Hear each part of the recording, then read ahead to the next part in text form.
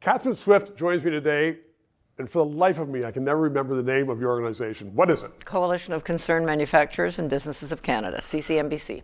Manufacturers and businesses is the name of the game today because I've often said that Trump could be the best thing happening to Canada, not because of tariffs, but he is forcing Canadians, government to get rid of interprovincial tariffs, government to say, okay, we can have pipelines, and businesses to say, we can do things that before we just buy from the States.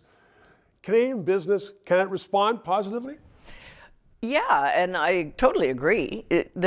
All the issues that Trump has prioritized are frankly things that our government permitted to get out of control in one way or another. Borders, drugs, interprovincial trade barrier has been around forever, yep. and our NATO obligations and so on. So these are things that never should have been permitted to get that bad. And when I see Canadians, I understand Canadians blaming Trump. It's nice to, demonize somebody.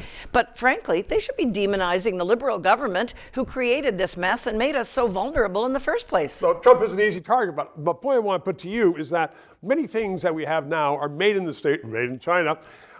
With tariffs going on, can Canadian manufacturers and businesses get their act together to build things in Canada as opposed to simply buying it? Well, they can indeed, but they have to have the kind of policies that permit that to happen. Our manufacturing sector, no, I don't mean government grants at all. I mean a competitive tax system.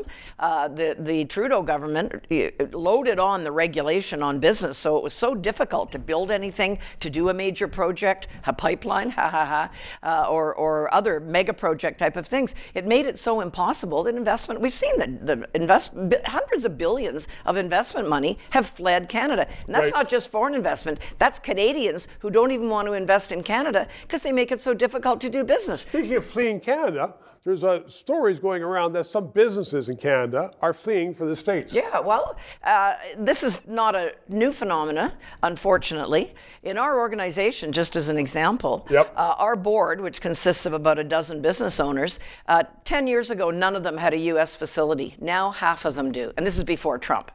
So we have made, because we've made our business, it's taxation, regulation, overbearing government, squeezing out the private sector, a lot of reasons. They were already looking south, and of course the Trump factor just was a catalyst to speed that up. Some of our members who still have plants in Canada, but they also have plants in the US, they're hearing from businesses that are currently only located in Canada and saying, gee, have you got any extra capacity that we could come down and maybe tag on to your factory or whatever? Oh yeah. No, this is not good for Canada. So that's the antithesis, though, of what people were hoping, that maybe there'd be greater a renewal of business manufacturing in Canada. But, well, we want that to happen. But again, we have to have government policies. All this green junk that increase the cost for everybody, and it looks like Carney's going to continue.